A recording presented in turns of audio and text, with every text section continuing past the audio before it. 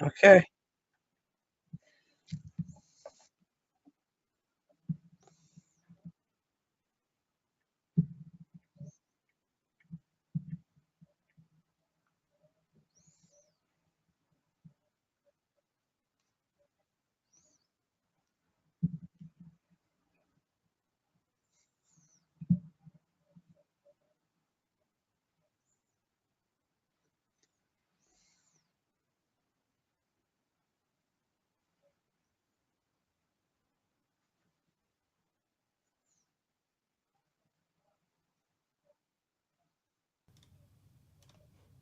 Check, check, 1, 2. Check, check, 1, 2. All right, everybody. I think we got the sound fixed. I don't know. I blame Kevin. It's not his fault. Yes, but, my fault. But we're going to start this over again from the top.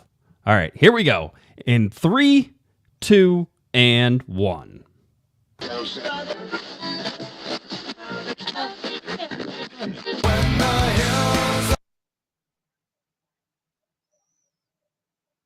It's going to be one of those days. Let's try it again.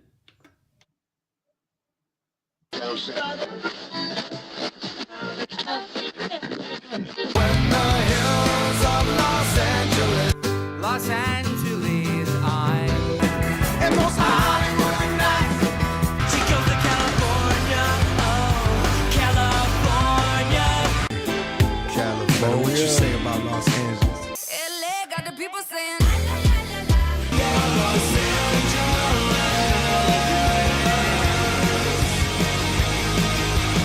You're listening to Corner of the Galaxy on cornerofthegalaxy.com.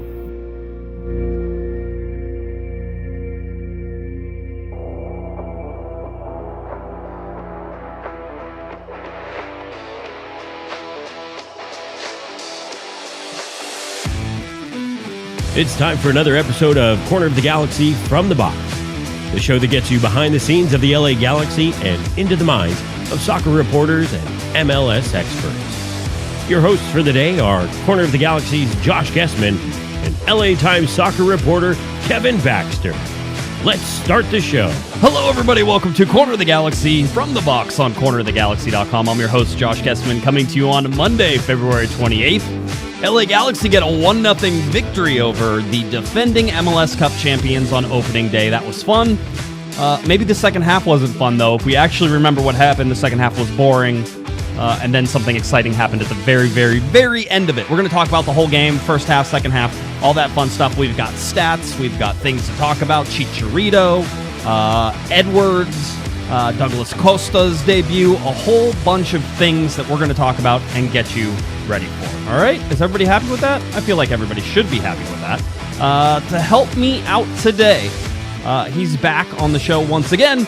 It's Kevin, the Panda, Baxter. Mr. Baxter, how are you doing? Hey, have you got all that technical stuff figured out? I don't know. This is like the third time we tried to start the show, so yeah, I don't know what was going on. There was no sound coming from something for some reason. Who knows? I don't know. I blame you. It's your fault. It probably is, but I mean, I think once you have done this show for a little while, maybe you'll kind of get into it. My listeners, they have things to do. They have places to go, people to meet. We got to go. Come on, we got to move it along. I have no idea what happened. No By the idea. way, Yes. You mentioned the Galaxy won their first game. I know you got all those fancy charts. You're going to put them up. But before I even see the chart, I know that this matches the Galaxy's best start one game into a season all time. That is correct. Good job. Good job. Way to pull that stat out. Yeah, you know, it's not as if you talk to the LA Galaxy, by the way, they will tell you that in home openers, they were 17, 8, and 2. So a really good record in 27 games whenever you have home openers. So usually we can say the LA Galaxy win games at home. Whenever you're looking at what happened against New York City, they normally don't beat New York City, as a matter of fact, right? Because I think they only have 2 wins in 6 games. Right. This is the second one. The only time they won was 2015, New York City's expansion year. Chicharito's goal was the second they've scored against them since then. And the last 4 games until Sunday, they've been shut out in 3 of them. There's even interesting. The Galaxy are worse overall in season openers. Did you know that? They're only 13, 8, and 6 in season openers. So not 17, 13, 8, and 6 in season openers. So this was a season opener. It also counted as a home opener. I thought that was interesting. You know, the Galaxy have not lost a home opener since 2017. Do you know that they've only made the playoffs once in the last 5 seasons, and that's the number everybody cares about? I was going to say none of this matters. The Galaxy were one of 2017. So they won the opener in 2017. No. They lost the opener in 2017. Oh, okay. The rest of the years they have made it, but yeah, only one of those resulted in a playoff run. So I mean, again, we look at a whole bunch of different things and sort of where it is. And bottom line is stats that we're going to show you here that do anything but just sort of tell the story of the game. If they try to project anything within a season, are complete ridiculous crap, really. But we're going to talk about them anyway, so I think that's fun. There's a couple things I want to get to before we dive deep into the show, or until I screw it up again audio wise. That way, it no longer functions and we have to start this over for the 4th time. Live shows are fun, man. Really appreciate that. One thing is this wonderful kit that I am wearing, and I know I will describe it for everybody who's on the podcast. I have some really great friends over at soccerwarehouse.com. All right. Soccer Warehouse. That's where WEAR. Get that right, Kevin, because I was trying to type it in and it wasn't coming up. But Soccer Warehouse. They gave me this awesome like jersey. This is a kit. It's a navy blue kit. It's got some like little white cuffs on it and stuff like that, right? And it says, corner of the galaxy and established 2009. It has our circle crest on it. On the back, it says soccerwarehouse.com. They sent this over to me. Now, I posted a picture of this, Kevin, whenever they said they were sending it to me, because they put it on Instagram and they're like, oh, we're going to send it over. And I'm like, oh, cool, man. I'm pumped. That looks really cool. I'm excited about it. And then everybody has been asking me, they're like, so you're gonna sell those? Are you gonna sell them? I'm like, I didn't even come up with this. So I don't know if there's a lot of people who might be interested, Kevin. I would also like to point out that unlike the LA Galaxy, they gave me a large that fits just fine, not an extra large, calling me fat. But I may be a little more fat after the weekend and those pupusas as well. So yep. Yeah. So you had 3 of them. I couldn't believe that. I got 3 pupusas. It was great. Let's switch. But anyway, I just want to say soccerwarehouse.com. They are Galaxy fans. I believe the warehouse is in Anaheim. If I'm correct, and I will pull it up and sort of look just to see. They have a bunch of different ones. One of them's in Anaheim. There's an Eastvale. There's a Temecula location. There's a Corona location. There's none in Oregon though, Kevin. So there's none near you. No. So by the way, it doesn't matter. They don't have enough cloth to make me one anyway. You talk about extra large. That'd be kind of snug on me. They have to go, but see, the problem is it's so wide and it's just not short because it has to be short too. So it's like a custom job. They have to cut off. They basically have to make a belly shirt for you, a really wide belly shirt. No, I do. I'm pregnant. Just basically think of clothes for me is what a pregnant woman might wear because everything's normal size except that little bump. Oh, poor you. All right, let's talk about the pupusas and AFCHA had their their pupusas with purpose. I'm the good-looking one in that picture. Yeah, this is great. By the way, I should point out, Carlos, one of our listeners, took this picture for us whenever they saw the 2 white guys with all the Salvadoran food, right? They're like, oh, this is a great picture. We need to have it. But Carlos took this picture for us. That way we could point out that we did have pupusas. I would like to point out we were carrying 3 orders there. One for you, Kevin, one for me, and one for Damien. I think you and Damien each got like 1 pupusa, and then I had 3. No, Damien got 2. I think I got 1. I think I got shortchanged. I think I was supposed to have 2, but it's pupusas with a purpose, so it doesn't really matter. The one that I had was great. I want to have another one. We'll have some more later.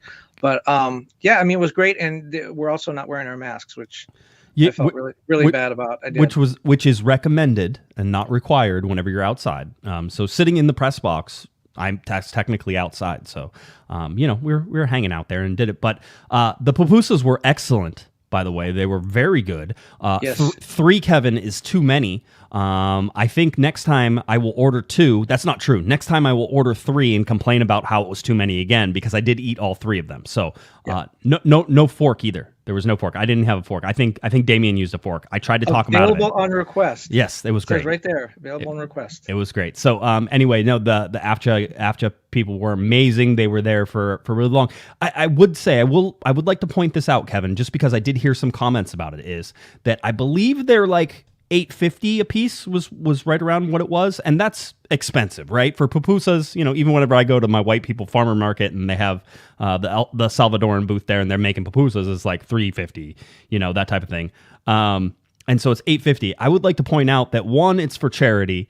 But two is that they're not in control of that pricing either. All right. So don't be mad at the AFCHA people for the $8.50 pupusas. All right. That's not their choice. The people who run the restaurants around Dignity Health Sports Park, all of that, I think that's all Levy restaurants. They're the ones who control the pricing on that stuff. So again, do what you need to do. I would certainly support these guys over anything else if I was choosing to. But they did a great job, and it's for charity, so that's awesome. All right. Yeah, I mean, because they let people know if you have a choice between a $3.50 pupusa and a $15 slice of pepperoni pizza, you're gonna take the pupusa. So at $8.50, yeah, you gotta make it. You gotta make it fair, but it's for charity, Kevin. I mean, doesn't it seem a little tone deaf to be like, hey, we're gonna make you charge a lot because we don't want you hogging up all the thing for charity? Their argument's gonna be, we're wasting more money for charity. If we're charging more, you're gonna get more money. That's not. I don't think that's how that works. Supply and demand. I don't. I don't think that's how it works. Anyway. But anyway, pupusas were excellent. It was one of the highlights of the day. Although certainly being at a capacity crowd, sellout, loud stadium was another highlight. And Kevin was walking around the concourse. Kevin, how many times did you get recognized on the concourse? That was pretty cool. About 3 or 4 times. That was cool. People stopped to like take pictures with you. I mean, most people hate you, so I don't understand why that is. Well, that's what they need something to put up on their bulletin board and their dartboard at home. Yeah, absolutely. But no, it was great. We got to see some people. Next time, if that vegan food truck is there, you need to go try the vegan food truck as well. I need to. Yeah, alert me, gente, when the vegan food truck is there. Yeah, there was somebody found us and saw Kevin and was trying to draw him over to it. Who was running the vegan food truck? So maybe we'll hit that one next time. Maybe that's what we'll do. Maybe you and I from now on will go around to different places where they give us free food. Which, by the way, we paid for our pupusas. Well, I didn't. Kevin paid for them, and I haven't paid him back yet. Yeah, just like the pay I get for Corner of the Galaxy, exactly the same. Yes. It comes to this. Just put it on my check. It cost you money this time. It cost you money. It's actually worse. I'm still waiting for the tickets for Chicharito boy, the guy that lives down the street from me. No problem. Anytime. Just all it takes is an email. I just don't like to do it well in advance. It messes up with my head. Yeah, but I think he doesn't believe I really know Chicharito, or you even. He doesn't know. You know what? We could do like a food tasting show. We could videotape this as we go to different places around Dignity Health Sports Park and try the whatever. This is where I ask: who has the time to be? Who is it that is going to be filming and editing all this stuff? Is it me again? I just want to make sure. All right. Anyway, this is why Eric was valuable. he did some editing, and then he moved to Texas. So yeah, that was so much for that. Sophie has those hats, and she kind of looks sometimes. She can look like a film director. She looks fancy, and she always does. So Sophie was there. Damien is there. Anyway, let's get to this game. LA Galaxy 1-0 victors over the visiting New York City FC defending MLS Cup champions. A 90th minute goal by Chicharito by a quote-unquote number 10 pass, as Chicharito called it, from Raheem Edwards. A lot of interesting stuff. Let's get you at least to the starting lineup. Can we talk about the starting lineup just in the sense of how it was presented, Kevin? We got a list as a starting lineup. Can I tell you how much I hate lists as starting lineups? Like, put it in a formation, people. There's no tactical advantage. There's nothing in that would make you feel like, oh wow, you're giving away, and it gives people an idea of what to look for. This list does nothing for me. Well, but in defense of the list, I will say that this list I get Bond's the goalkeeper, then it goes right back. Yes, right back, center backs. The list works. It's in order. Costa and Chicharito up top. A lot of times, for whatever reason, people will put the goalkeeper and then a central midfielder and then a left back and then the center back and then up to the forward. I don't know. Those lineups don't make any sense to me. This one, at least, I can look at that and knowing the Galaxy, I know where all these guys are going to play. No, no. I totally disagree. I mean, I get it. Of course you do. I get it, but I just know there's no reason for this. This is a stylistic choice, and it's a bad choice, and they shouldn't do it. It's the social media people there, probably. Well, I mean, I'm sure it is. And listen, this is a lot easier to put together than it is to put a formation up, right? A formation is harder. You might have to move it a lot. You don't have to move this list for every game, right? You can basically just type in names and it goes right in there. If you have a different formation every game or you have a different little tweak, it's a lot harder.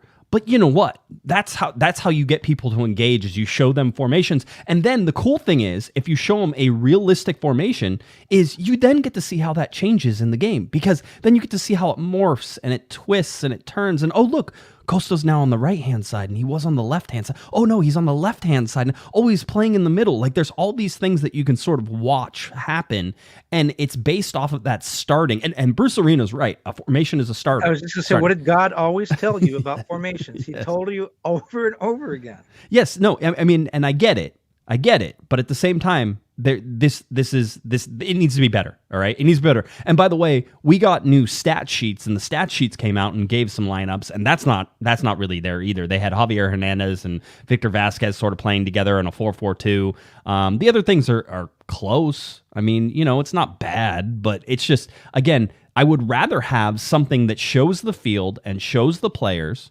and then we can decide whether or not that's at least realistic, than to just have a list. And the list is not good enough for me. And I was expecting that there would be a formation somehow, that we would see something either from the Spanish account, because sometimes the Spanish account tweets out the pictures, and then the English account tweets out a link that takes you to the website. They're trying to get you to go and click on things. Got to get that engagement. So, the whole deal, but that didn't happen. They were both lists on both sides, and it's not good enough. All right. There we go. I'm glad I got that off my chest. That was really the thing that was bothering me the most. This is if you're trying to get people into the game, this is something that's important. And so that's your biggest issue. I feel like it's overlooked. With the game, maybe. The second half was probably my biggest issue. Some white people issues here. Yes. The game. I mean, Bond only made one save, right? Only one shot on Only goal. one shot on goal, yeah. It was there was some action, but overall, it's kind of a boring game. It was very stalematey, and I think Greg was talking about it afterwards, just in terms of how everything was played. And the field conditions they complained about. Yeah, which we have never name the last time you've ever heard a Galaxy player complain about field conditions, like in a real way. Usually, this time we had 3, right? There were at least Bond 2. Yeah, Bond and Vanny both complained about the field. Now, the field has played, 4 games in the She Believes Cup were played there within the last week. It looked like there were football, as in American football, like sideline markings. Basically, where the field was really beat up, the closest to the near sideline, was about 10 yards or 15 yards inside of the field itself, Kevin. And so whenever you moved in there, that to me shows where people stand on a sideline, right? For football, because football has a narrower field than a soccer field. And so that's what it felt like, is that there was a whole bunch of wear and tear from people standing on a sideline on the side in the grass. That is not a good look for the Galaxy. And usually that field is pristine, almost regardless of what happens out there. With all the traffic that was on it and all the stuff, I can understand why it's worn down. And I don't think necessarily it's something to pin on the groundskeeping crew, but maybe AEG should look at possibly not forcing as much field usage in that, because the players absolutely said the field was wet, dry, and bumpy, or not wet and dry at the same time. It was dry and bumpy, and that's not something that we hear from them all the time. And the ball did not move correctly. They were saying that it would hit divots and slow down, and then I guess speed up at other times. Yeah, no, it's and that's something they all talked about, how that affected the game. The game didn't flow, the passes didn't move the way they was supposed to. So I thought that was really interesting to even get into that. Well, and talking about you said sort of the stalemate nature of the game. I think it was Vanny and Bond also talked about how there were so many stoppages in play with the referee that they felt like the game never got any kind of a flow. And I think that's what you're talking about when you talk about stalemate. There's never a chance for the game to get in any kind of a rhythm or flow. Yeah, Joe Dickerson was the referee. We actually have a referee question. We had a pool reporter question that came into this. We'll talk about it a little bit in there.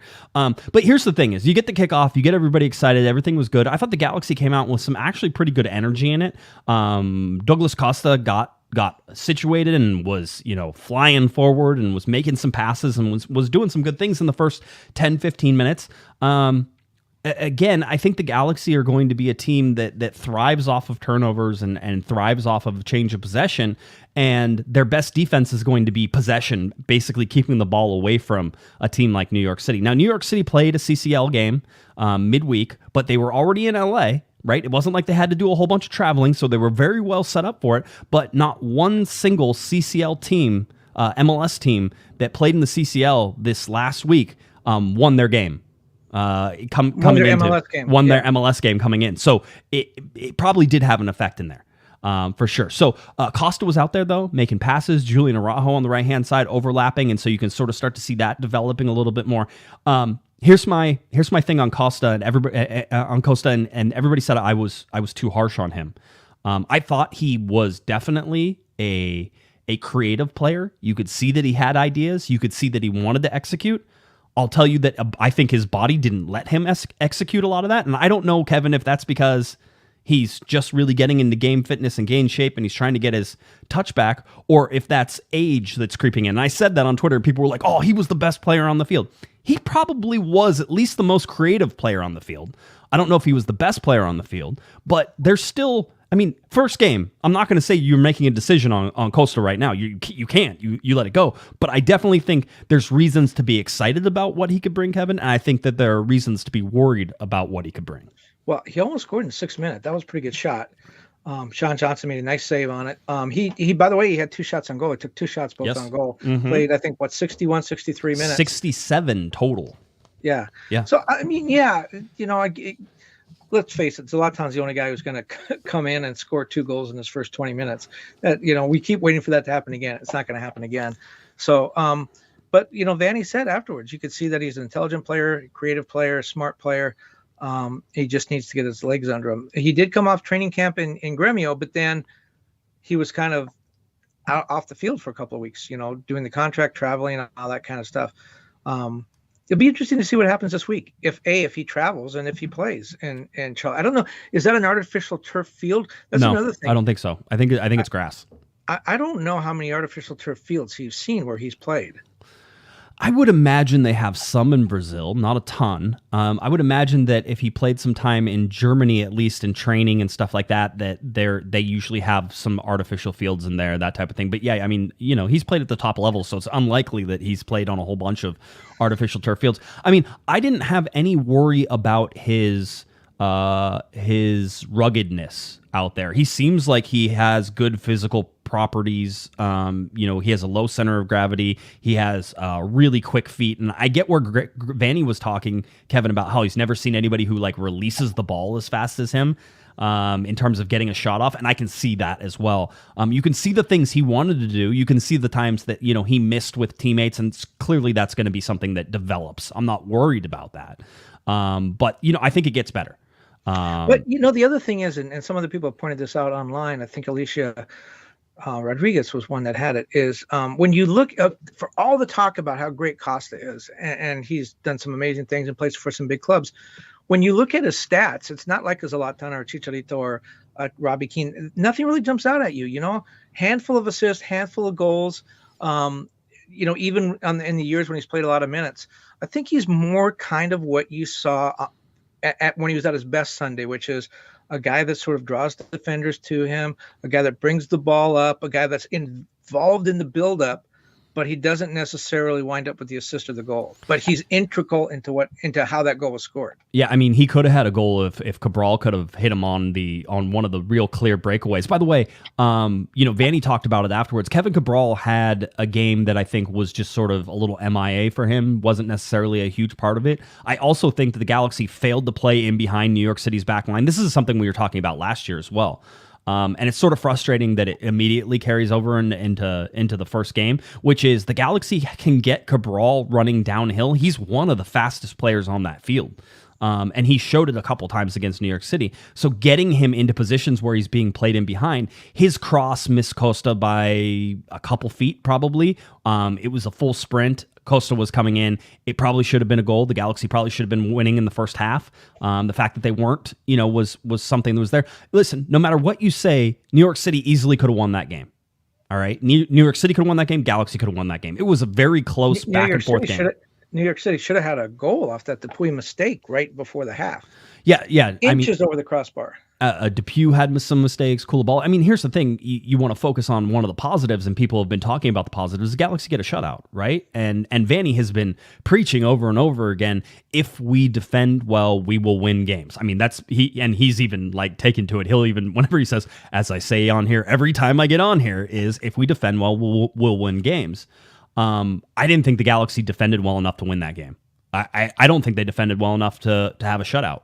I think they had some moments of good defending. I think that there was a tremendous amount of effort they put into defending, whether that's Mark Delgado coming back, Raveloson coming back, Cabral chasing back, Araujo running back, a whole bunch of different things. There were a lot of things that I think they did just out of pure effort that you wonder if they can sort of keep that up throughout the rest of the year.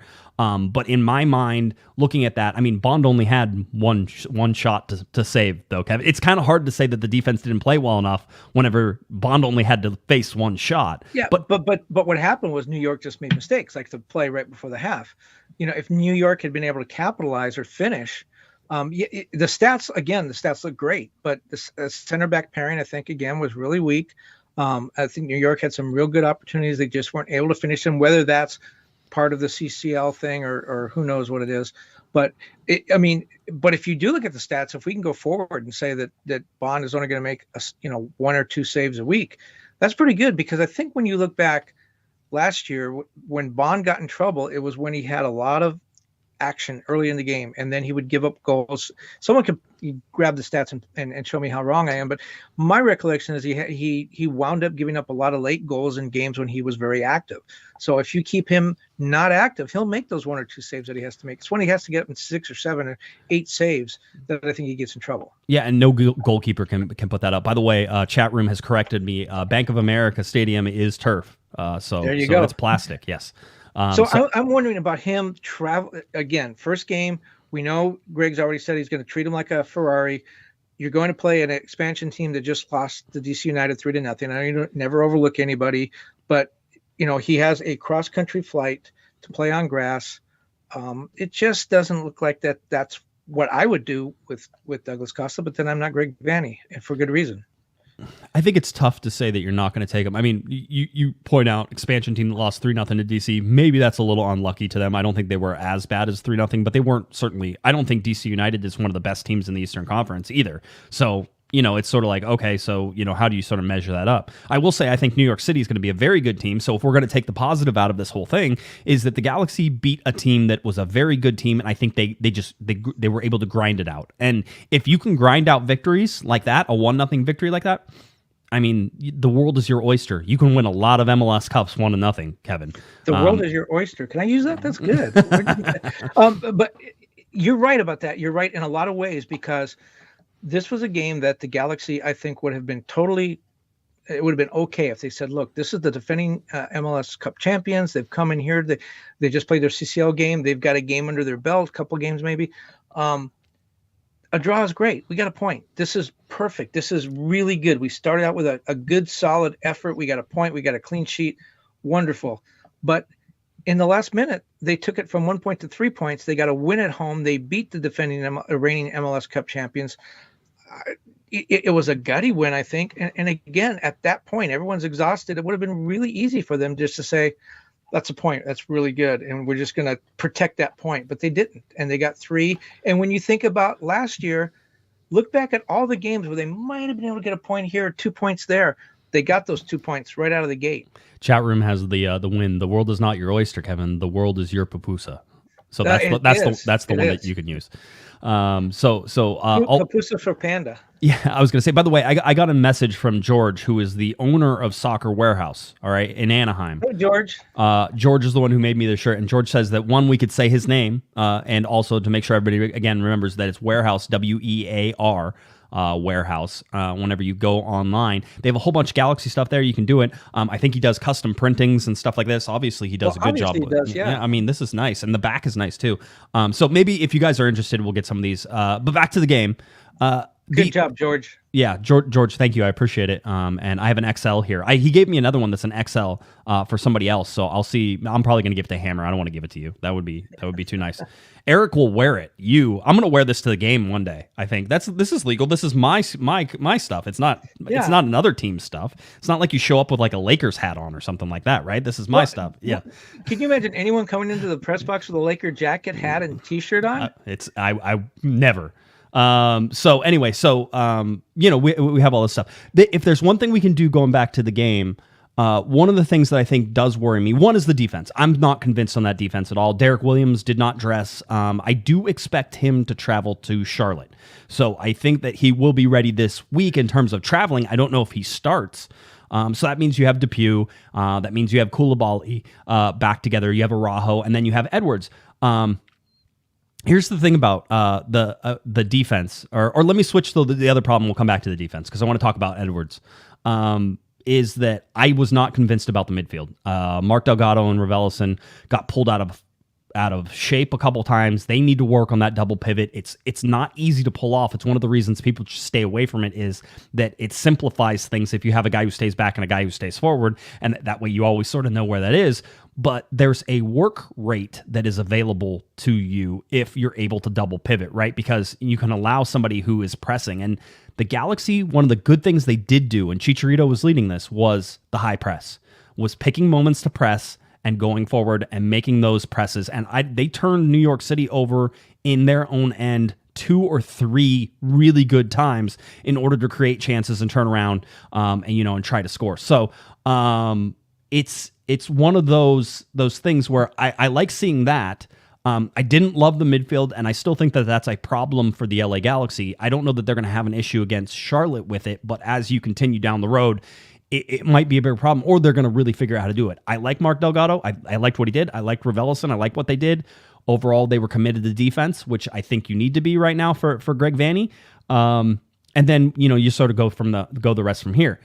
Going back to the defense, Raheem Edwards was the worst version of himself for 30-something minutes, but he pulls off a great last probably 10 minutes of work, and it's work rate. It's work rate. It's the MLS All-Week team. Yeah. Team of the week for Raheem Edwards gets listed. Chicharito, by the way, on the bench. Carlos Vela was named MLS Player of the Week. He had 3 goals in the 3-0 win that they had over Colorado. Colorado, I don't think is going to be a good team this year. And they've given away a lot. Robin Fraser can work miracles. I'm just not sure he can work that many miracles that quickly again. And then Joseph Martinez was the other striker up there. I think he had 2 goals in his Atlanta game. He may have had more than that, but I was sort of paying attention. So many games, Kevin. 28 teams, 14 games. This is a lot of games. Yeah, and speaking of defense, guess where my favorite defender played this weekend? Daniel Steres played as an outside back.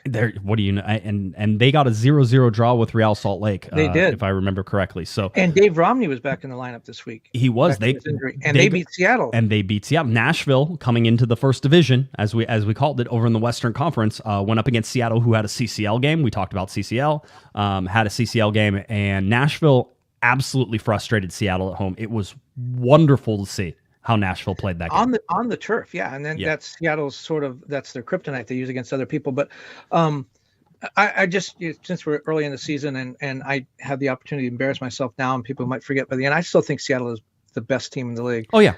By a fairly large margin. But people that were saying that Nashville was going to be 4th, 5th, 6th, whatever, I saw some of those power rankings. No, it's Seattle and Nashville. And I think they proved it this weekend that they the way Nashville beat Seattle there, they're going to be a team that's going to be there at the finish. But I just think over 34 games, Seattle just has so many weapons. If you're Jordan Moore's back. If you're listening to this podcast either live or on Monday night or even on Tuesday morning, the power rankings are coming out from MLS, and I may or may not be a part of that tomorrow, meaning that the LA Galaxy are probably one of the top 10 teams in the power rankings, MLS's power rankings to start. So, what do you mean you're a part of it? Do you get to vote on that? No, I don't get to vote. Oh. No. But usually what they do is they have like a Twitter Spaces, or they have some sort of show MLS does, okay. And so I imagine. I think I got reached out to today to be on there. So sometime tomorrow morning, maybe a little before noon, around 11 o'clock, you might want to check that out. I don't know where the Galaxy are, but if they invite you on the show, that means you're top 10. So are they in the top 10? Yeah, they're going to be top 10. Yeah. Yeah. Do I think they're in the top 10? I think they're in the top 10. Yes. Yeah, I think they should be based on the. I mean, if we're talking about one performance, 1 week, yeah. There you go. They're one of 9 teams that won. It's pretty hard to not be in the top 10 if you I'm sure they'll have one of those who won and they'll be like they're not in the top 10. So and they beat the reigning MLS Cup champions. Yeah. So if you go by the transitive property, as we always do, the LA Galaxy are now MLS Cup champions, right? Because they beat the MLS Cup champions. So whoever beats the LA Galaxy next would be MLS Cup champions. Not going to be Charlotte. Well, I don't know. We'll see. 75,000 plus people, largest crowd in MLS history, are going to be there. You think they're going to want to see a loss? I mean, it's. I don't think Charlotte's good, but I think that they could be good enough on a day when the Galaxy aren't paying attention to smack them. So yes, pay attention. We'll see how that goes. I'm trying to see some of the other things. Oh, let's talk about this. Julian Araujo involved in an incident. A fight. He wasn't a fight. I mean, it was a cheap shot, if you want to call it that. 32nd minute against Maxime Chanot. Chanot, I have to imagine there was something going on before this, because as soon as the ball is kicked, Julian Araujo basically wraps his 2 hands around Chanot's face and pulls him down. Now, it was missed by the referee. Referee called a foul in the center of the box and actually gave a free kick to the LA Galaxy going the other direction. VAR should have caught this.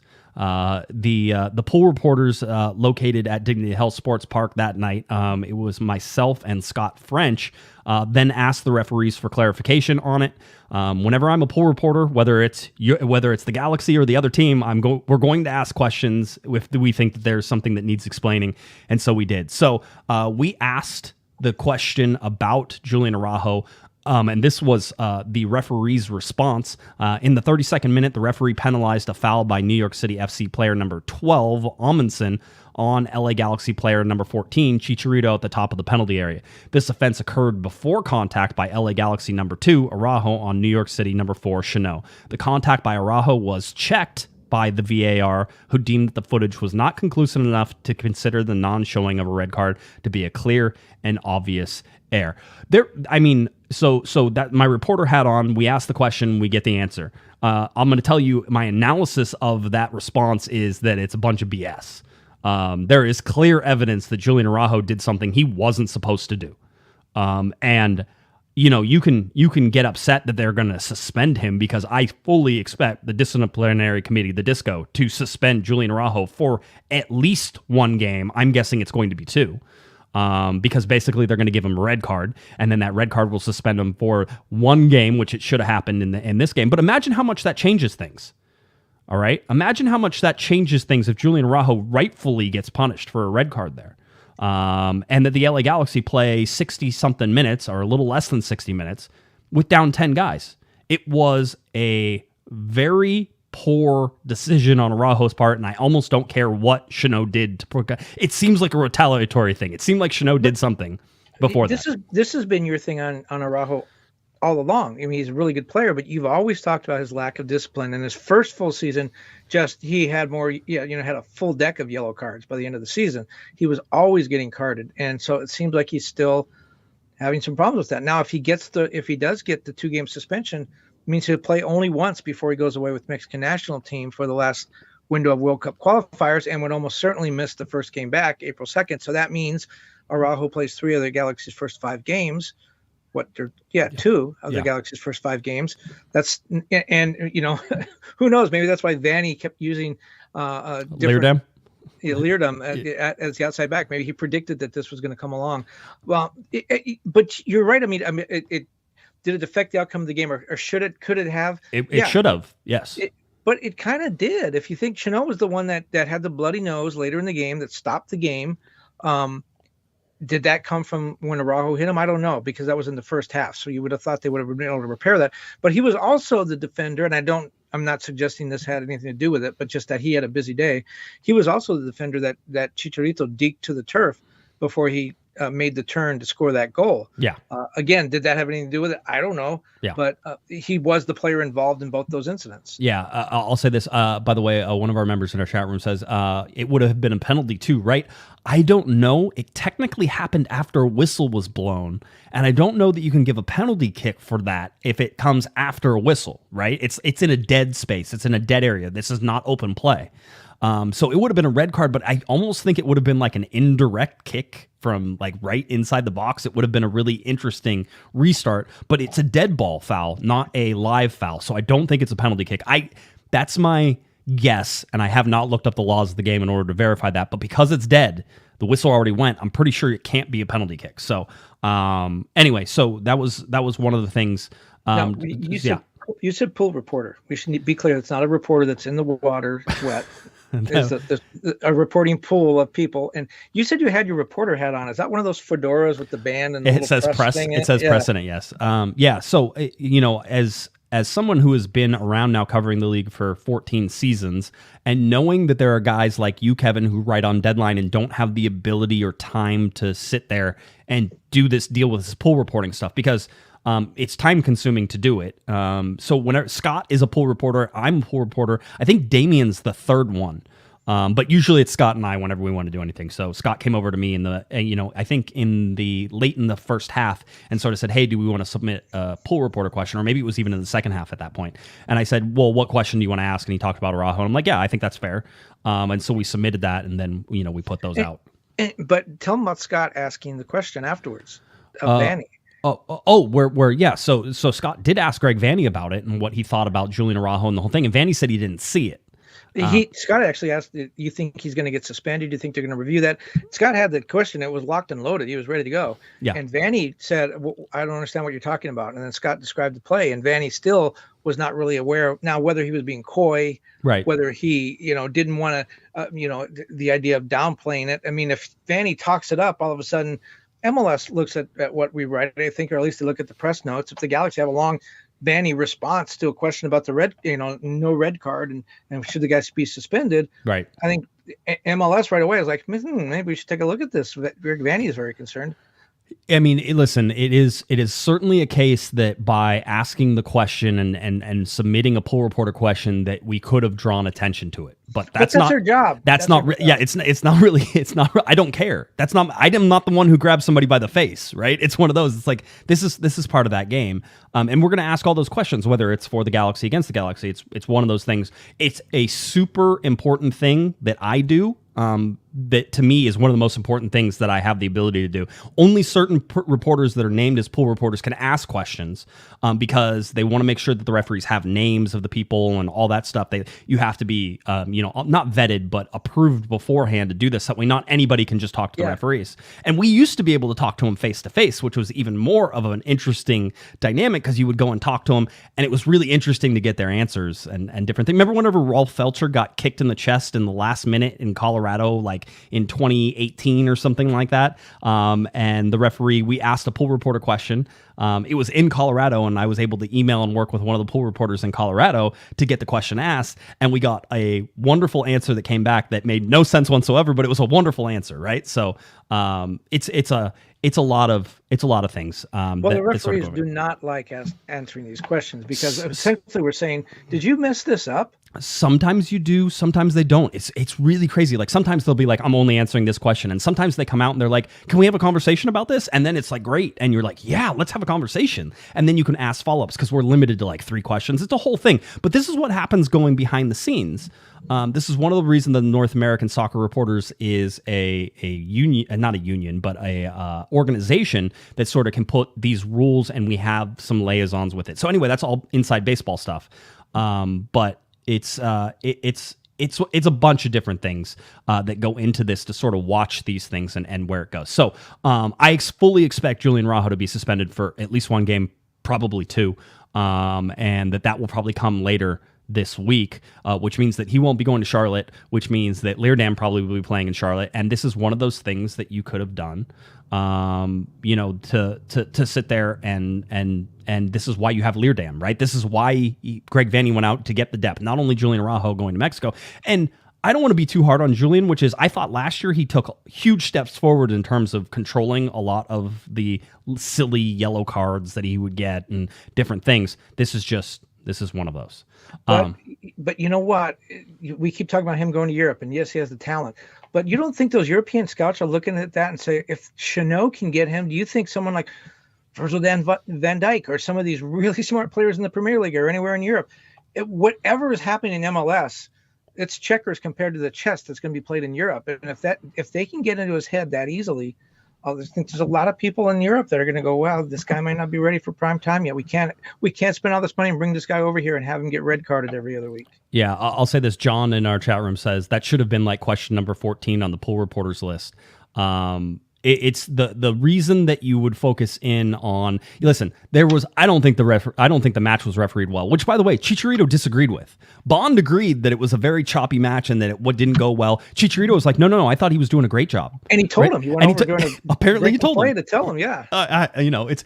I have stopped trying to figure out Chicharito. Did you? We talked to him afterwards, and by the way, quickly let's get to the 90th minute and just the play that Edwards made to get in there, and it's a determination play, right? Because he tried the pass in the back, and Kevin, you and I were talking before this, and you're like, I thought that was a poor position, poor to even try. Defenders right on Sasha Kleshman, which is who I thought he was sending the pass to because that was the nearest player. Yeah, he plays it in. Now, I think it was a smart pass in terms of if it makes its way through a couple of those guys, you're putting guys into positions to score. But the fact is that the ball then gets turned over, and then Edwards, instead of giving up on it, goes and chases it back down and gets it. The great thing was Chicharito had his hands on his head whenever the pass didn't go through the first time, and he was like, oh, we screwed up, we missed it. Oh, I need to get back on side because we have the ball, and he barely gets back on side for it. And then he goes ahead and gets onside. It's a great weighted pass. Chicharito called it the pass of a number 10, which is hysterical in so many different ways. And then Chicharito with I'm going to steal what Eric said, because Eric got this 100% right. That was, and I won't quote him exactly because I don't remember exactly what he said. He goes, but that's a pretty strong goal for a poacher. Right? That's not a poaching goal that he scored. He sent Chanot sliding into like San Diego with that. Yeah, he faked the left-footed shot. It looked like he was pulling up to shoot and faked it really well, and Chanot slid to try to block it. And then Chicharito stepped around him, created a ton of space. He had three defenders. So great. When Chanot went down, he created a ton of space by stepping around Chanot. And just the right-footed blast, no chance at all for Sean Johnson. Sean Johnson was still trying to get his hands up while that thing was wriggling in the back of the net, right? I mean, he blasted over top of him. I'll say this. He was asked about it afterwards, and it was funny because they're like, well, what were you thinking there? And usually Chicharito would be like, I wasn't thinking, I was just trying to play, blah, blah, blah, the whole deal. No. Chicharito had a whole explanation for it. He goes, I had another shot earlier in the game that got blocked. He goes, and I took it with my left foot first time. And he goes, so when I knew the ball was going to come to my left foot, I was thinking the defender's going to bite, thinking I'm going to hit this first time with my left foot. So instead, I cut back. And just to have that understanding, we've talked about Chicharito and what year he had in 2020, Kevin. The play that he made against Chanot is a goal scorer's goal. He creates the space. He creates the time. It's the biggest moment you can have. You're at the death. There's no more. If he misses that, we're talking about a 0-0 game that the LA Galaxy drew because Chicharito missed that goal, right? Because everything was set up for him to score that, but he had to do a ton of work to make it happen. And the fact that he made it happen and did that, that's a big-time goal from a big-time player. And you know what he did in about the 92nd, 93rd minute when they were trying to run out the clock? Chicharito wound up with the ball down the right wing. He had a chance to turn it in and create something, I thought. It looked like it might have been an opportunity that led to something, but he stayed in the corner and fought with a couple of New York City defenders who, and they wound up pushing the ball out, and the Galaxy got a throw in it. They wasted about 45 seconds right there. It was great. I mean, and just the enthusiasm, not just from the crowd, but from Chicharito. I try not to make big deals out of this because it's the first game of the year, right? And it's a packed house, 25,174, which we have told you is exactly a capacity sellout crowd. I went back and checked because I have all the numbers, and yes, capacity sellout crowd, there it was, 25,174. They got all the people in there. Certainly it's loud. Certainly it's crazy. Certainly it was at death. There's a lot of things to be excited about. But Chicharito ran all the way back behind the goal, all the way around, down the sideline so he could celebrate with everybody whenever he scored that goal. Then, after that, his game is over, and he's running around. He's running up, hugging everybody. He's swearing up a storm, too. The Galaxy did a great job with the video, by the way, being right there next to him. And he's hugging and, kissing Victor Vasquez, and he said, we won. We won. And he goes up to Sega, and he's like, we won. And it's almost like he's sitting there saying, remember this feeling. this is what we're going to be. And that's not nothing. Don't dismiss that. I know it's exciting, but I've been saying that this Galaxy team may overperform this year because they have this sort of shared experience of being knocked out of the playoffs last year in an embarrassing way, which is different than the other times they got knocked out of the playoffs. There's something that happened. They learned a lesson. They are going to that lesson every time. And in the 90th minute, the LA Galaxy pull off a 1-0 victory, and they celebrate it richly, like they deserved that. And they're already pointing to next week saying, okay, good, close the door, shut the door on that. We're looking at next week now. Can I have a few minutes to talk about Chicharito? Because please go ahead. First of all, he said a couple of things yesterday that were interesting. He talked about, look, I scored 17 goals last season, and I watched these guys, New York City, raise the cup on TV on my sofa. And so he had told me earlier, I talked to him a number of times this winter. He told me earlier, he goes, I don't care if I score 50 goals. If we don't make the playoffs, it doesn't matter. Those 50 goals don't matter. We didn't make the playoffs. That's the goal. We need to make the playoffs. But my point about Chicharito is I've been covering him since he broke in with the Mexican national team in 2009. Some people may not know this story. He was a young Chivas player. His grandfather played for the national team, played for Chivas. His dad played for Chivas in the national team. Chicharito was supposed to follow in that. As a young player in Chivas, he was riding the bench a lot, and he decided he was going to quit. And he was going to go to school. I think he wanted to be an engineer or a lawyer, but he was going to go to school. He had serious ambitions as an academic person. And the decision was made. He was going to do it. His dad and his agent took him to breakfast one morning and said, let's talk about this. And they convinced him to give it one more shot. And if it didn't work, then they would back him on that. Basically, Chicharito wanted to quit. He gave it one more shot, had a great season, wound up with the national team, played in the 2010 World Cup, which is where I covered him really closely. That was when Graham Jones still worked for the Times. And I went to South Africa and I was in bed with the Mexican team. So I spent a lot of time around Chicharito, and we got to know each other a little bit. And then he winds up going to Manchester United. And then I saw him a number of times with the national team since then. I went to Manchester to interview him once. I talked to him when he was in Leverkusen. I did a phone interview with him when he was in Sevilla. So I've seen him through the years. And Chicharito in all those years has always been a really tightly wound, I thought. Not a guy that seemed to have a lot of humor, never seemed to relax, never seemed to enjoy himself. I think part of that was the pressure of playing in Europe. I think a big part of that was the pressure of playing for the Mexican national team, which is intense. You just don't understand it. And that's one of the reasons some people like Herculez Gomez and others were critical of Araujo going there, because if you score 6 goals in a game for the Mexican national team, they want to know why you didn't score 7. If you score 10 goals, they want to know why it wasn't 11. You can never do enough. And I think Chicharito is a very, what's the word? He sort of internalized a lot of stuff. I think that bothered him quite a bit. Right. So this Chicharito, the 2020 Chicharito you talked about that had the injury problems and COVID, that was the same Chicharito I saw all those years. A guy that was tightly wound, was just in his own head all the time. Something happened after that year, whether it was, the personal problems he had, his grandfather dying, just a crappy year, coming to terms. We know he had that tearful conversation with his dad when he came to MLS. My career is over. I'm never playing Europe again. That was my dream. I don't know what happened. He processed all that. He came to grips with all that. He got comfortable with it. This Chicharito is different. This Chicharito is relaxed. He's funny. He makes jokes all the time. He's always busting our balls and making jokes with us. He got me again. I'm trying to learn, right? But no, finish your thought. If you're finished, this Chicharito is different. I don't want to say he's relaxed. He's super emotional. I mean, more emotional maybe than he was in the past. He's cried. He cried again Sunday. He's cried after a number of games. The way he reacted with his teammates. That's not to say that he's not applying himself. He totally is. First of all, he knows that this is the last year of his contract. If he does not have a injury-free season and the Galaxy do not make the playoffs, they need to do both. If he plays 20 games and make the playoffs, he's not coming back. If he plays 34 games and they don't make the playoffs, he's not coming back. He needs a full season production. They need to make the playoffs, or else he's gone. And no one's going to, he doesn't have any suitors in Europe. He might be able to go back and run around and sign, go to supermarket openings for a team in Mexico. But essentially his productive years are done. And he knows that. But he is really, really, really focused on making sure this team wins. He's said it a number of times. And you and I, we're smart enough and we've done this long enough that we know how to sort of see through a guy and say, yeah, but so they don't make the playoffs and you score a bunch of goals. That would seem to be a great season. Chicharito's having none of that. He's like, nope, 50 goals and not a playoff season. That's a terrible year. It's a different Chicharito. I think it's going to be a very. We saw it last year. He was third in the league in goals per.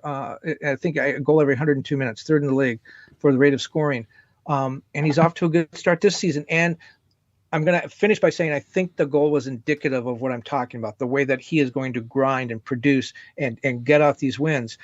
You said he could have missed that shot. He didn't even have to necessarily take that shot. As we said, they had a draw with the best team in MLS last year.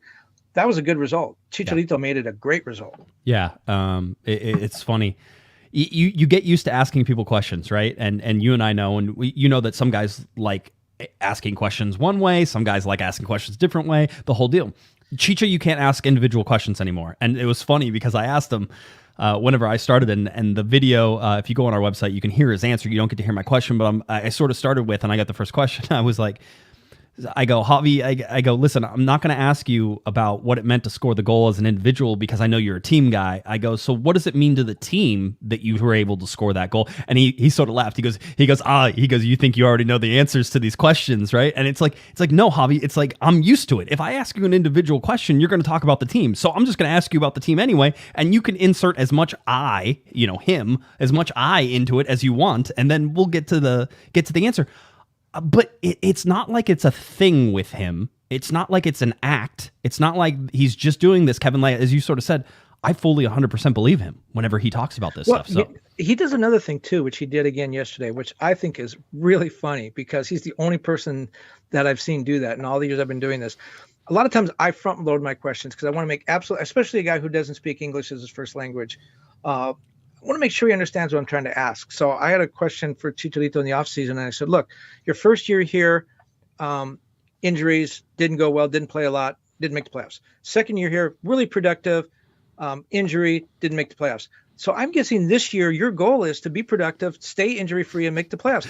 And then just a huge laugh from Chicharito. And he goes, I love it when you guys ask the question and the answer's already in the question. Yeah. And he's like that. And like you sort of have to, hey, listen, he makes me think of creative ways to ask things. I'll tell you that. He keeps me on my toes whenever it comes to that stuff. So I think it's really important what you see from him. I didn't mean to interrupt. No, it's fine. I probably did.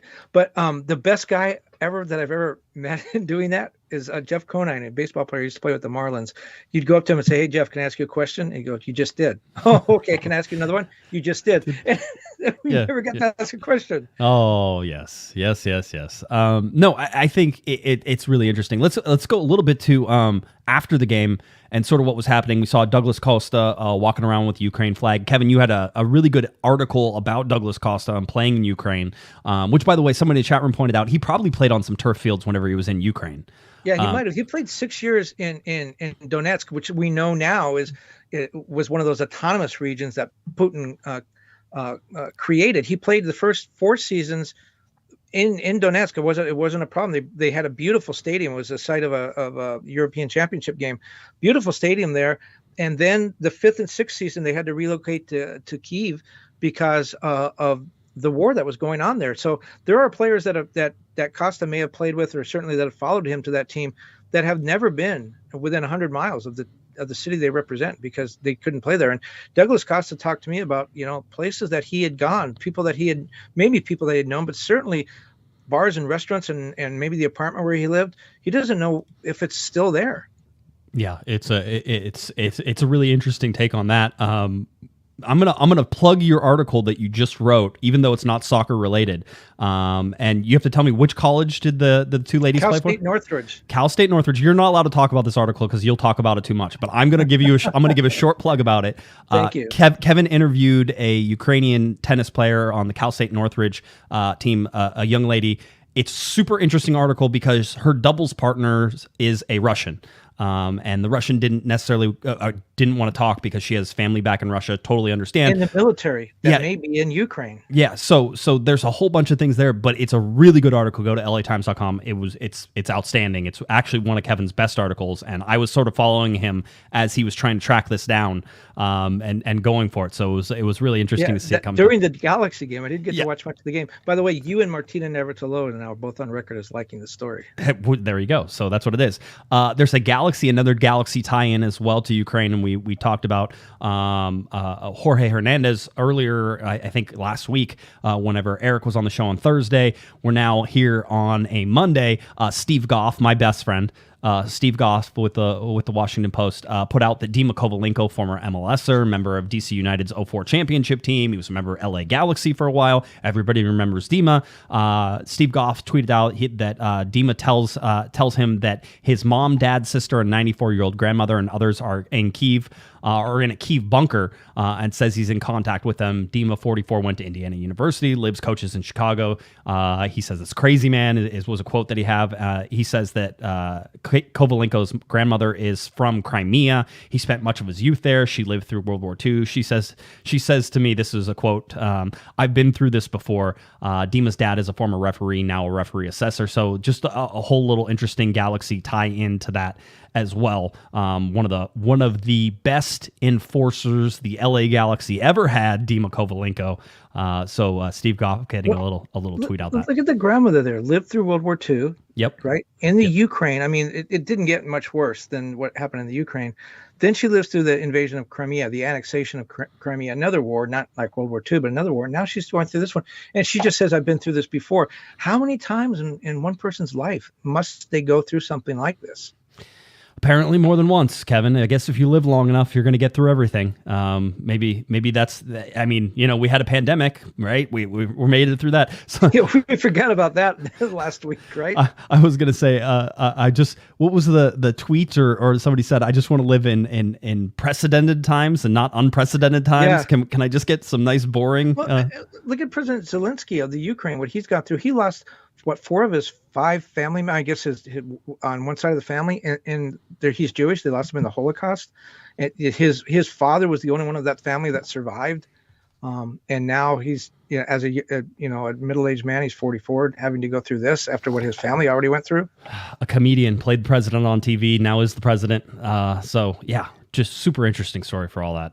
And obviously, again, as I said on Thursday, we're not idiots. We know what's going on in the world. We're just choosing to give you a distraction from a lot of that with talking about soccer, talking about the LA Galaxy and stuff that really doesn't matter. FIFA coming down on the Russian national team now, not able to play. No Russian teams able to play in UEFA's Champions League. The IOC cracking down as well. Really interesting. Whenever we always say, there's no politics in sports, there's always politics in sports. Always has been, always will be. Really unprecedented moves. If we're going to use unprecedented, but yeah. Yeah, precedented moves. No, My favorite was the International Surfing Association that said, we've never had an event in Russia. We don't plan to have any events in Russia. We don't have any Russian surfers that are part of our group, but we're not going to ever have an event in Russia until this war is over. And it's like, okay, thanks for being stand up and being counted. Good job. But, good job. We really weren't thinking that you might go there. Good job. Good job. Let's get a little bit to the LA Galaxy schedule coming up. We talked about traveling to Charlotte. This game is on Saturday, March 5th, 4:30 p.m. kickoff time. That's not true. 4:30 p.m. TV time. 4:55 kickoff time, so closer to 5. That game will be on Big Fox, FOX Fox, and Fox Deportes at Bank of America Stadium. That is Charlotte's home opener. More than 75,000 fans expected. Then the LA Galaxy on March 12th will travel to take on Seattle Sounders. That one at Lumen Field. So 2 back-to-back turf games there, Kevin. I was going to say that, 2 back-to-back turf games. So that'll be an interesting one to watch. And then 3/19, the Galaxy close out March in basically the middle of March, in the 19th, a little past the middle, hosting Orlando City, and that means my namesake Pato is coming to play at Dignity Health Sports Park. Let's get him on the pod. I'm sure we can arrange. You could arrange that. You're the LA Times. You call up Pato and get Pato on this podcast. We could make that happen. A Pato Squared podcast. Make it happen. You know what? I want to see if Dignity Health Sports Park fixes the turf by then. They've got 2 weeks. They have some time. I imagine it'll be a lot better by then. Don't worry. We're getting to Sergio Ramos. Don't worry. We're Oh, getting yeah. there. Yeah. Forget But about him. everybody's always like, don't forget. No, it's at the end for a reason. April. Back to turf, Portland. Wow, the Galaxy really have front-loaded turf games, don't they? Yeah. So the Galaxy, again, kicking off April 3rd, it will be to Portland. April 9th, it will be LA Galaxy versus LAFC, first El Tráfico. That one on Big Fox as well. Remember, the LA Galaxy don't have a local TV game that I am aware of. See, now they're sort of, I'm sort of looking over here to see ESPN Plus. It looks like maybe April 16th would be the first local TV game. I thought that one actually had a national TV at one point, but they'll be going to Chicago April 16th. April 23rd, it's LA Galaxy versus Nashville. Dave Romney coming back. Yep, big game. That'll be a super interesting one. And then the LA Galaxy travel to Real Salt Lake. That game on Univision and TUDN. So you can sort of watch those ones.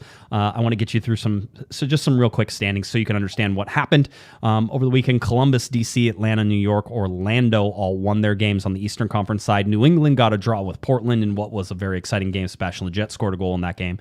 That's good news for the LA Galaxy. You want Sebastian Lletget to score as many goals as long as it's not against the LA Galaxy as can, because that means they'll get more money on the performance incentives and all those sorts of things. So trying to get that, 800,000 all the way up to 1.3 million whenever it comes through. So New England there, Toronto tied, Philadelphia tied, Chicago tied, Miami tied, and then New York, Montreal, Charlotte, and Cincinnati all lost. Cincinnati already at the bottom again of the Eastern Conference after one game. So, but don't bag on them. Pat Noonan's the new coach there. He's a good guy. I really like those guys, but it's not a good sign. Kenny Arena is there as an assistant. It's not a good time. No, standings in the Western Conference, just in terms of teams that won: Austin, LAFC, What? Nashville. Austin? Yeah, Austin at the top. Austin, LAFC, Nashville, and LA are the teams that won. Portland, Dallas, Minnesota, Salt Lake, and Houston all drew. Seattle, San Jose, Kansas City, Colorado, and Vancouver all on the losing end. So Vancouver currently in the bottom position in the Western Conference. If you're looking at the top 10 right now, the LA Galaxy are sitting ninth, the last team with a win.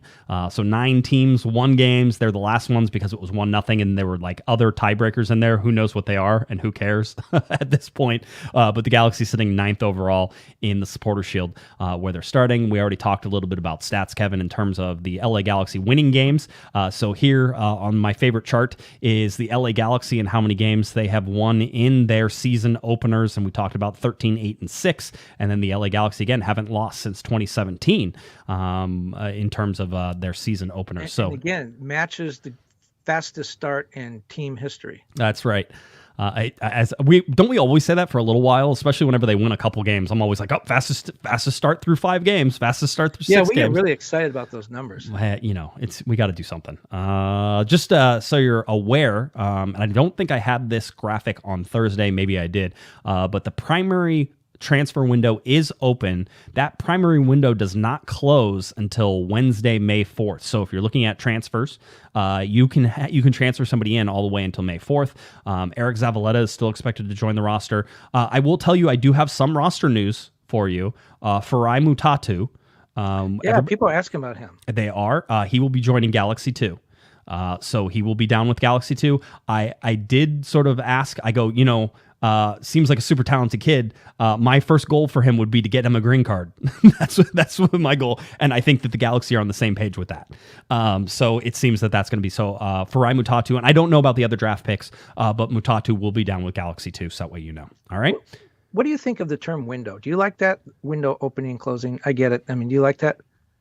Don't you think it should be a door? Like, you don't really come through a window, right? I'm just, when I look at see window, it's like, oh, that's kind of like 1930s. When you compare it to what, the college football has when they have the transfer portal. It's right. Like, that's kind of like Star Trek-y, right? The portal reminds me of like whenever I started going to school and the internet was a thing and you had to go log on to your portal in order to like do stuff. To me, it feels old school, not necessarily new school. Just to give everybody a heads up. Go in the transformer room.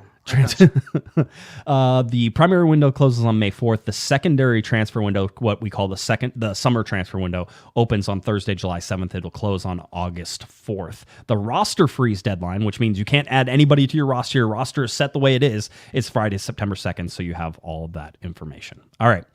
Everybody chill out. We're going to get to Sergio Ramos. I know we're running a little long, but, it took me 7 times to start the show, so, we'll get there. Sergio Ramos linked to the LA Galaxy today. No way. Another big name player leaving Europe linked to the Galaxy? That never happens. No. Your best joke that you had so far was, he is playing in France, and everybody knows That's all right. the Galaxy players come from France, right? Jovan probably ran into him in a bar somewhere, and he goes, "Hey, you want to come on over?" Yeah, exactly. So this report came out, and basically it says that with Sergio Ramos not playing at PSG, and he's at PSG, he's played a total of 4 matches, he's played in a total of 4 matches. He's only started 2. He has 239 minutes total. A lot of injuries. And it seems like basically perhaps at 35 years old and 36 in March, Kevin, that perhaps his best days are behind him. Now, everybody's wondering if there's any validity to this. I can't tell you that right now. And I can't tell you sort of if I think that this is too far out there. This is certainly something the Galaxy could and have done in the past. And if you look at somebody like Ashley Cole, Kevin, we could point out that that Ashley Cole came at a similar point in his time, a world-renowned defender, and perhaps Sergio Ramos could also be a world-renowned defender in Major League Soccer at 35, 36 years old. Well, the last time the Galaxy got a 35-year-old ex-PSG player, that worked out pretty well. Yes, absolutely. Zlatan, very good player. But this is one of those things. It's like, I don't know that this is here's the thing, mechanism wise, right? LA Galaxy have 3 designated players. They're not going to get rid of any before the summer window. This seems like a summer move. This does not seem like a right now move. Maybe I'm wrong. Maybe he shows up tomorrow. No idea. This is one of those that is high profile enough, Kevin, that they're certainly going to be boxing us out of this in terms of don't talk about it, and we're not going to give you any information on it for a little while, just because it would be a big move if they were going to do it. But how do they afford him? He's not going to come for. I think making $6 million a year right now with PSG, so not outrageous money, right? But again, 3 designated players. There's not going to be a designated player spot open in the summertime. So let's go back to the Ashley Cole blueprint if we're going to make this happen, right? I'm not saying it's going to happen. I'm saying if we're going to make it happen, let's go to the Ashley Cole. Ashley Cole was making a bunch of money with Roma, right? He has Roma basically buy out the contract and give him a whole bunch of cash. And then he comes to the LA Galaxy for like $450,000 or something like that whenever we looked at it. So there are ways to make that happen. If he gets bought out and if PSG give him his $6 million, the rest of his money for whatever I think his contract is up in June of 2023, so another year. If PSG want to get rid of him, offload him, get him off the books, and move him and pay him some money in order for that to happen, and then he can come play at the LA Galaxy. Galaxy do have $1.6 or so million in TAM available, so you could have Sergio Ramos as a TAM player if he's pocketing cash from PSG. But the second half of that, and Bruce Arena talked to me quite a bit about this, is with Nigel de Jong, another high-profile player who was at the end of his career and wasn't playing, and especially with Ashley Cole, Bruce approached them and said, "You've already made your money. They just gave you a whole boatload of money, and you've made enough money. You've saved it. You've invested it. You're doing okay. Do you really want your career to end this way? Do you want them to say Ashley Cole, the greatest outside back in English football history, didn't play his last 3 seasons? No, you don't want that, Ashley Cole. You don't want that, Nigel Young. Come to the Galaxy, live in Southern California. Nobody will know who you are. You can go to the supermarket and the restaurants. Nobody will bother you. You'll play for a winning team. You can play every week if you want, and you might have a chance at winning a championship. That's the way you want to go out with your career." And I thought it was a very compelling argument, especially Bruce really sold Southern California with those guys. Yeah. And it might not work quite as well with Sergio Ramos because it's like Paris, LA, right. Right. If you're like Stuttgart, LA, yeah, it's a pretty easy choice. Right. But I think that's the way that this thing would have to be sold if they were going to do it on the cheap, which I think they don't have $6 million.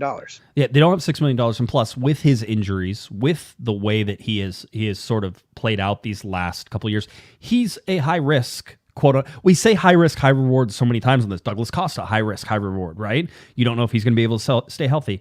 I mean, the Galaxy have quote unquote a functioning defense right now. I think that they need more help. I did say that the Galaxy need a starter at center back. Can you rely on a 36-year-old center back like Sergio Ramos to be as physical as you need him to be in Major League Soccer, to play the games, to do the travel, to do all those things?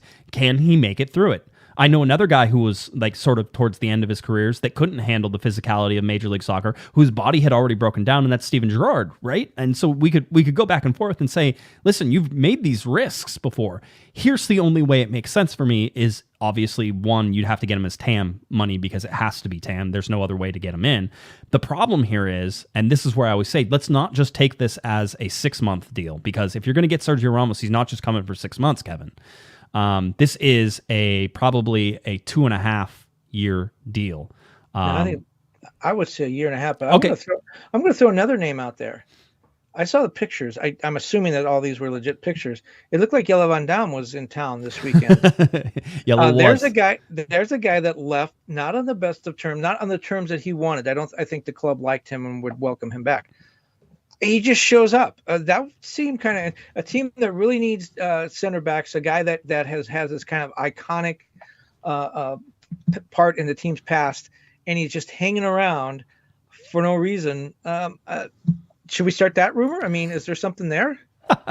Why was he here?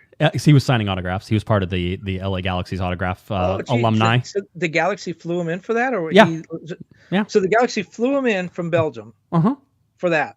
What do you think? Autographs. What do you think that ticket costs? Like, you think that's like some enormous amount of ticket? That's like what, $700? Maybe. Okay, maybe he had to fly business class. Maybe it was $2,500 for a business. Is $2,500 too much? And a hotel. Okay, well, so they do that, and while they're here, they go, by the way, we'd like to ask you a question. Or the other thing is, he still has his place here. No. He still has his place here, so he was there, and they go, hey, come on out, and since you live here anyways. No, you're not a that was one of those. Here, let's do it again. There we go. That was one of those. He's great. Listen, I love Jelle in terms of what he provided the first season he was here.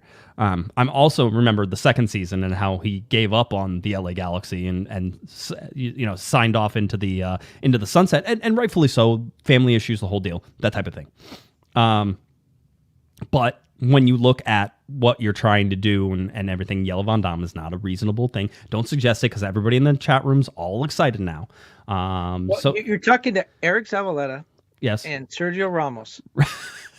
So why not just say Jelle Van Damme is an option if that's what you're looking at? Things I never thought would be uttered in the same sentence. Eric Zavaleta and Sergio Ramos. That was it. Look at a guy like Dan Steris could really help this club if they could just have a guy like that. Or Dave Romney. If they could just have a guy like Dave Romney, the whole deal. I'll tell you, what they really need is almost like a 10, like a Sebastian Lletget, if you're going to, no. So anyway, listen, these things happen. It goes, I don't know the Sergio Ramos. I don't know. I honestly don't know what's going on with it. I don't know if the Galaxy are actually interested. A lot of times, I'll tell you that Tom Bogert threw hot or cold water on this immediately and was like, "Yeah, okay, just mention the LA Galaxy anytime you think you want to go," which happens all the time. Welcome to our world. Yes. God, every player that's ever played the game is linked to the Galaxy at some point. Yes. By the way, last week Pele was coming, but then he had to go to the hospital. By the way, chat room says Jelle confirmed by COG. There we go. See, so we're in there. Yeah, we'll see how that goes. It's like Alan Franco, right? Whenever he was coming, is that the one, Kevin? Yeah. Oh yeah, he's still coming. That one. I guaranteed that one, but then COVID got me off the hook. That's funny. Is that what happened? COVID got him off the hook? Yep, okay, just checking. Okay, just checking. Absolutely. Anyway, that's where we sort of sit for this. So Sergio Ramos, possible? Yes. Probable? Right now, I would say no. But a lot of things have to happen in order to make that work. And then again, as I was saying, let's say it's a 1.5-year contract. What do you do with him for the second year? Is he going to stay as a TAM player, Kevin? Or is he going to be a designated player, because you're going to get rid of one of your designated players? And who are you going to get rid of? And what happens if it's not Chicharito? There was a lot of assumptions that Chicharito, this would be his last year, because the Galaxy wouldn't want to re-sign him, knowing that he has injury problems, knowing that he doesn't have the ability to make it through 34 games. If he does do all that stuff and he comes back, like you say, now the Galaxy don't have a designated player spot open. So did they just rent Sergio Ramos? Are they going to have to move Kevin Cabral? You move Kevin Cabral, then you lose some of the U22 signings that you have as well. I mean, a lot of ramifications happen if things don't go the way that you think they're going to go. And that's another risk of trying to do this. I mean, look at Nigel de Jong and the possibility of him becoming a designated player and having to move him before the season is over. And I've had Bruce tell me... That wasn't a soccer decision. That was a front office decision. That was not a soccer decision. And I've had Bruce tell me, and I've had Dave Sarakin tell me, they said that if Nigel de Jong would have stayed on that team, the LA Galaxy had a very good chance of winning another MLS Cup, and they were 100% correct. So, all these things change. They told me they would win the MLS Cup. Not even a chance. But by the way, if we're talking about Sergio Ramos, an injury-plagued Spaniard in Europe, and we're talking about Douglas Costa's already come, the human Hummel figurine from Brazil, breaks down all the time, I'm going to keep going with the Pele rumor. Why not? Okay. An old over-the-hill guy, his best years are behind him, and he's a big name, perfect for the Galaxy. They would sign you before they sign Pele, which is hysterical thinking that. Absolutely would happen right now. So anyway, that's it. Is there anything else you want to talk about, being we've gone way long on this? Lots of stuff, yeah, but we're not going to. No, we're done. Nice shirt, by the way. It is a nice shirt. It's very comfortable too. Normally I sweat, and I'm not sweaty at all. I like the kind of fake locker room there behind you. It's starting to round out. We're working on it. We got, magic little like dancing lights in the back. We got jerseys hung up. It's a visual feast, Kevin. I still think when you put your hands down like that with the big microphone, you do look like Billy Joel in concert. We've talked about this, but Billy Joel, not a nice guy. Whenever his most famous song is him just being like, "I'm too good for you. Why am I even here?" So I'm just, hey. If you're we'll finish with this. Have I told you my Billy Joel story? Oh God, Sophie has good famous people stories. I don't know that this is a good one. When I worked half a lifetime ago, before the Guesman parents had even met, I worked at Runner's World magazine, and one of the guys that worked there was in the original Broadway production of Aquarius way back in the day. Okay, and he said they used to have these wild parties in New York at night in the 60s. So they had these wild parties, and he said there was this guy that showed up all the time that just kind of hung around them, and he knew him as Bill the piano player. Mm-hmm. Turned into Billy Joel. That tends to happen, and he probably wrote that song about those people around there. That's what he did. Exactly. Yeah. Condescending from down above. He's you put bread in my jar. These Broadway actors think they're so tough. All right. I think we're done, so I'm going to call it. If you're looking for Mr. Kevin Baxter on Twitter, it's at KBaxter11. Head on over to latimes.com. It's where you can find Kevin's wonderful article there about the tennis players. So please go check it out. latimes.com. Great stuff from Kevin. If you're looking for me on Twitter, it's at JGuesman, JGUESMAN, and of course at Galaxy Podcast. Head on over to cornerofthegalaxy.com. We have our recap up. We have the video of the post-game press conferences there as well, so you're going to check that out, cornerofthegalaxy.com, our YouTube channel, subscribe, do all that fun things. We've had a wonderful time. Big shout-out to Soccer Warehouse and George again. Wearhouse. George is a Galaxy fan. Go support him, definitely at the Anaheim location there. All right, that does it for Kevin the Panda Baxter. I'm Josh Pato Guesman. You've been listening, you've been watching to Corner of the Galaxy from the box on cornerofthegalaxy.com. Have a great one, everybody. You've been listening to the Corner of the Galaxy podcast on cornerofthegalaxy.com. You can follow the show on Twitter and Instagram at Galaxy Podcast, and be sure to check out and subscribe to iTunes, Stitcher, and Facebook by searching for Corner of the Galaxy. Fans, we thank you for listening, and we ask that you be kind and courteous to your neighbors as you leave the podcast. We thank you for joining us and look forward to seeing you again. Until then, I'm Michael Araujo, and on behalf of the entire Corner of the Galaxy crew, goodbye, everybody.